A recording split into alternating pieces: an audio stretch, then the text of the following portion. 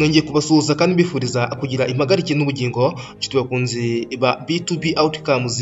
Ndabashimiye kandi mbashimiye uko mukomeza kutugaragariza ko muri kumwe natwe, haba ku butumwa bugufi mutwoherereza ibitekerezo bitandukanye ndetse mutekereza ku nkuru tubagezaho umunsi ku munsi. Ubaye utarakora subscribe nagushishikariza kuyikora kugira ngo ujye ubasha kubona inkuru zacu umunsi ku munsi bitagusabye gushakisha. Muri iki gihe turi mu bihe bigoye cyane byo guhangana n'icyorezo cya coronavirus, ndabasaba gukomeza gukurikiza ingamba nk'uko tubisabwa n'igihugu cyacu kugira ngo turebe ko twahangana n'iki cyorezo kandi kitazagira abo gihitana nyamuneka, dore ko kitarobanura.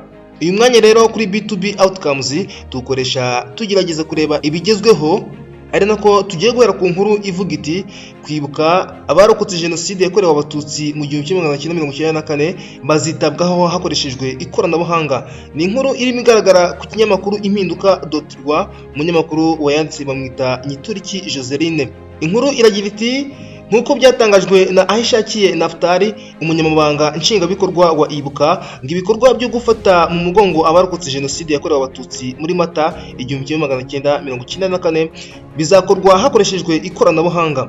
Yavuze kandi ko hariho uburyo bwinshi bw'ikoranabuhanga wakwifashisha ukoresheje telefone. Yagize ati umuntu ashobora gufata telefone ye akoherereza ubutumwa bwiza buhumuriza uwacitse ku icumu rya genocide yakorewe abatutsi muri Mata 1994, ubundi ukaba ugize neza kandi utirengagije ibihe turimo byo kurwanya coronavirus.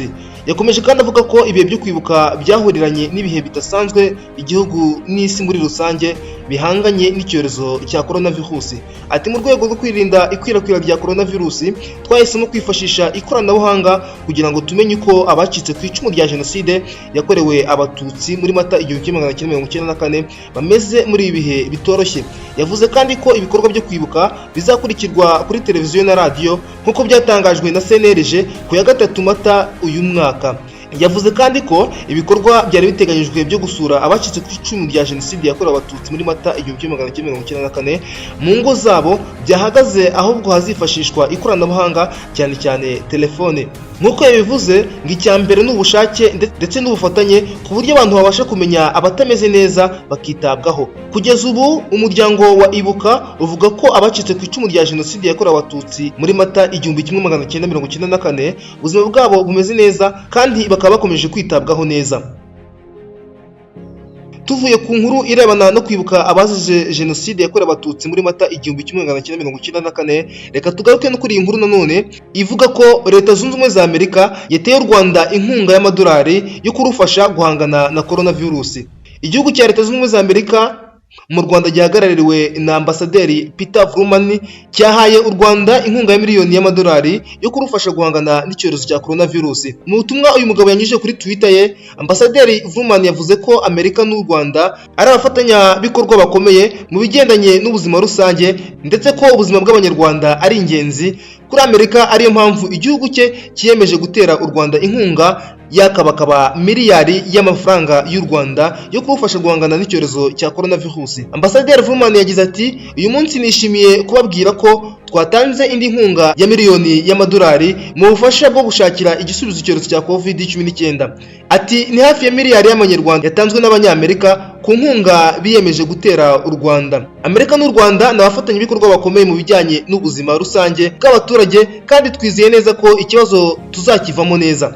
Ambasaderi yakomeje avuga ko iyi nkuru ari nziza ku banyarwanda kandi iyi nkuru nanone ikaba ari nziza ku banyamerika, ngo kubera ko ubuzima bw'abanyarwanda ari bwo buzima bw'abanyamerika, ngo kandi ubuzima bw'abanyamerika ni nabwo ubuzima bw'abanyarwanda. Ati ni mube amahoro. Igihugu cya leta zunze ubumwe za Amerika kimaze igihe gitera inkunga u Rwanda binyuze mu mushinga wa USAID ugamije kwimakaza ubuzima bwiza, kurandura ubukene, gutera inkunga ibikorwa bya kimuntu, gushyigikira guhanga udushya ndetse no kongerera ubushobozi abagore n'abakobwa. Uyu muryango washinzwe na Perezida John Frank Kennedy mu mwaka w'1961 ukorera mu bihugu 100 byiganjemo ibikiri mu nzira y'amajyambere kugira ngo bibashe kwiyubaka. nyuma yaho mu Rwanda hagaragariye umuntu wanduye coronavirus bwa mbere ku ya 14 Werurwe uyu mwaka, leta yafashe ingamba zikarishye zo kwirinda iki cyorezo cya coronavirus, ifunga amashuri yose mu gihugu, utubare n'imyidagaduro, insengero, imipaka ndetse n'ibindi. Abantu babujijwe kuva mu ngo kireka wenda iyo bagiye guhaha, kwivuza, kuri banki cyangwa se gutanga izo serivisi. Izi ngamba kandi zafashwe zateye ibihombo ku bigo bimwe na bimwe ndetse n'abantu ku giti cyabo, ariyo mpamvu leta yiyemeje gutera inkunga abatishoboye babonaga icyo kurya ari uko bagiye gukora. Kugeza ubu ngubu leta zunze ubumwe za Amerika nicyo gihugu kibarurwa nk'igihugu gifite abarwayi benshi ba COVID-19, aho gifite abanduye iyi virusi barenga 277 n'abantu 161, gikubye kabiri abarwayi b'Ubutaliyane buri ku mwanya wa kabiri, kuko Ubutaliyane abanduye basaga 119, mu gihe leta zunze ubumwe za Amerika imaze gupfusha abaturage barenga 7,000 bazize coronavirus. Reka mbashimire cyane kandi mbifuriza kugira impagarike n'ubugingo. Njye na Clement Murenzi, iyi ni B2B Outcomes. Mukomeze mukurikize amabwiriza ndetse n'ingamba zose zigenda zifatwa kugira ngo hirindwe icyorezo cya COVID-19 hato kitazagira abo kituvanamo. Mugire impagarike n'ubugingo.